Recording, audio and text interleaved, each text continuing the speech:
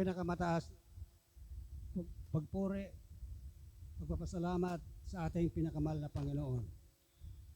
Dubling pag-alang sa ating mahal na Pastor Willie Estrada Almeida, sa kanyang mga beloved children, sa patuloy natin pag-alaala ng kanyang beloved assistant Lina si Almeida, sa ating mga assigned preacher na nandito, sa ating nangangasiwa, Brother Dick Sais, sa inyong lahat na mga kapatiran, lalo't higit sa ating pinakamahal na Panginoon, Iso Kristo lamang. Ako man po magpapasalamat sa ating pinakamahal na Panginoon na noon na hindi ko pa natagpuan ang gawain na ito, talagang ako nagkasakit na dahil napadako ako sa gawain ito dahil sa aking karamdaman. Ng aking karamdaman, talagang halos nila ko yan na mga siguro mga ilang taon nung ka nakuha sa Mindoro. Kaya hindi ko makalimutan talaga yan. Sabi nga na alaala ko sa aking buhay noon na ang karamdaman ko halos wala kaming nagagawa kami mag-asawa sa home na basta ako na-atake talaga. Lagi na kami nagpupunta sa doktor na kami kanila babaklay mis na ang sa bukid kami na agi. Sa agihan, naku anak kong bayawas sabi kan, sarong bugong. Ta, pigaparong ko ang sagot, ang bitis ko, ang tiro ng, sabi kan, tuog na. Ngunyan, pag abot ko naman dating ko sa doktor kay Iskare sa Nauan, lagi na lang high blood. Kaya sakit ng ulo ang sa kong nararamdaman. Pag uli ko naman sa harong dahil mong darinahan, sabi kanin, dahil mong darinahali, bikulong ko. Basta talagang sakalo yan talagang nagsabi ka, naglalala. Lumala. Naghanap naman ako ng para bulong dumana sa Nauan. Nagpila kami. Madaling araw. Mayok mang daray karahayan. Hanggang na dahil ko nang kaya ang sa buhay.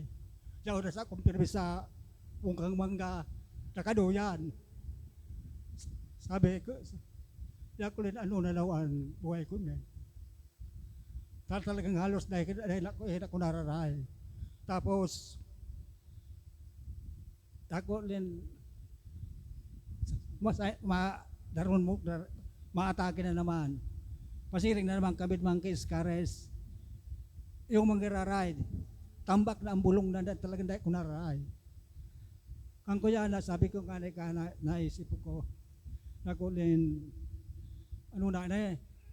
hanggang na talagang naisipan ko naman nagtulog kami matangang bangge. Kaya ko na ako yung kanda ito na iling. Talagang mayo, sabi ko, yun sa ang gibo ko, nasa puong kang mangga. Nagduduyan, dahil nagkatrabaho. Sa bagay, napakagayong kan sa kontraba.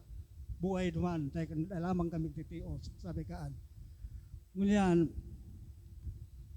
wag ko yan talagang dahil ako naray. Sabi ka ang butot balat na talaga. Nakulin, nabalak may na.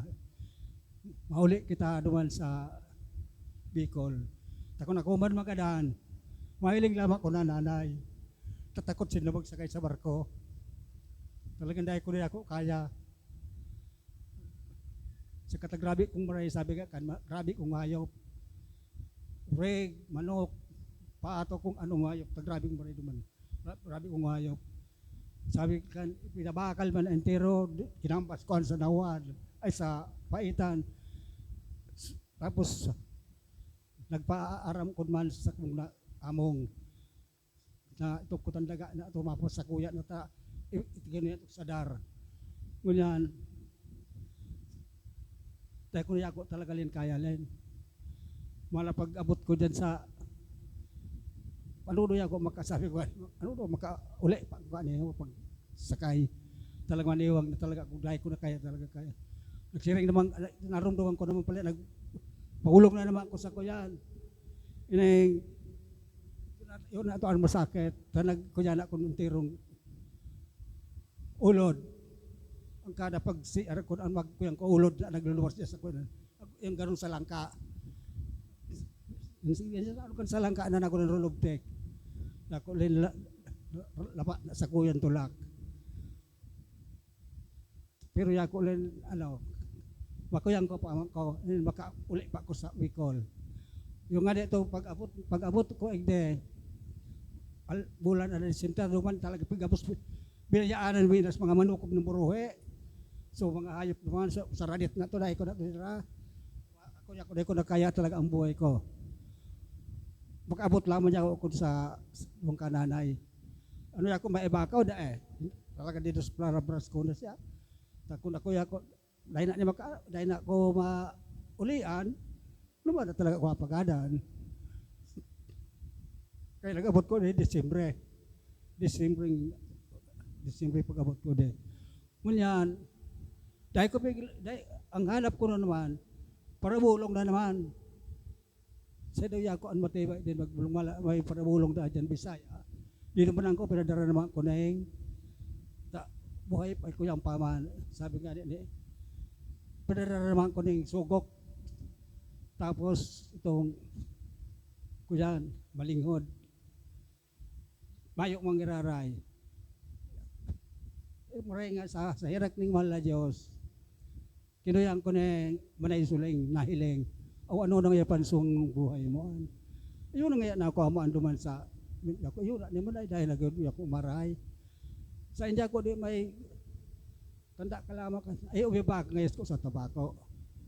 Kaya nag-iba ko sa tabako dungan ang gawain pala sa tabako na ang Princess Brother Ed. Sa ko manay ko kaya ay may service ngaya.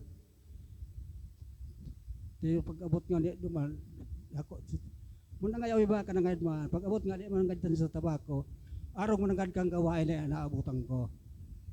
Na pagkatapos nagtanggap ako sa mahal na Panginoon na magsisi kang kaya maghagad kang tawad sa mahal na Panginoon na siguro kaya may mga magkukulang ka kaya araw ka na nangyari.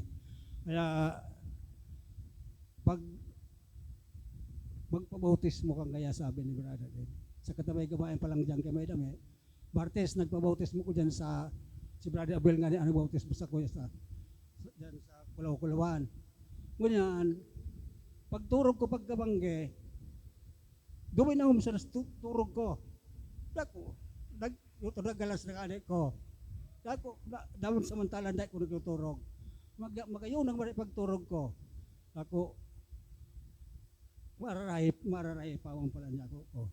Kaya narumduman ko ang gawain na ini sobra pasalamat ko sa tuyang mahal na Panginoon na dahil sa pamagitan ng gawain na ini talagang dito ko pinagaling kang ating sa tuyang pinakmal na Diyos na ang edad ko nagkahilang ako 50 an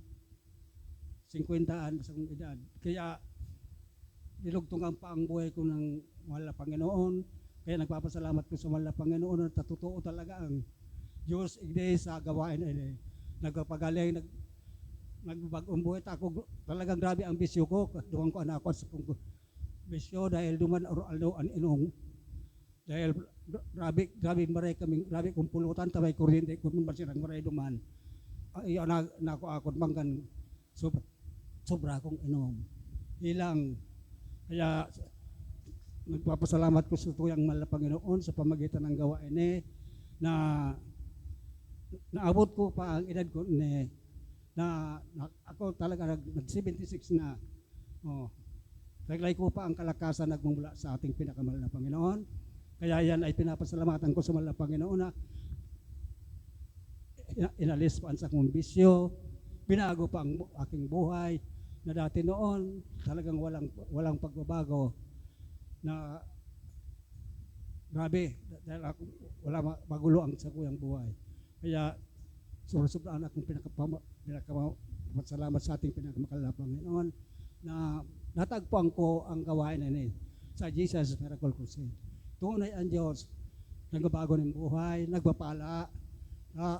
Dati, sabi nga kan, di ko nagsusuot ng may kabanalan.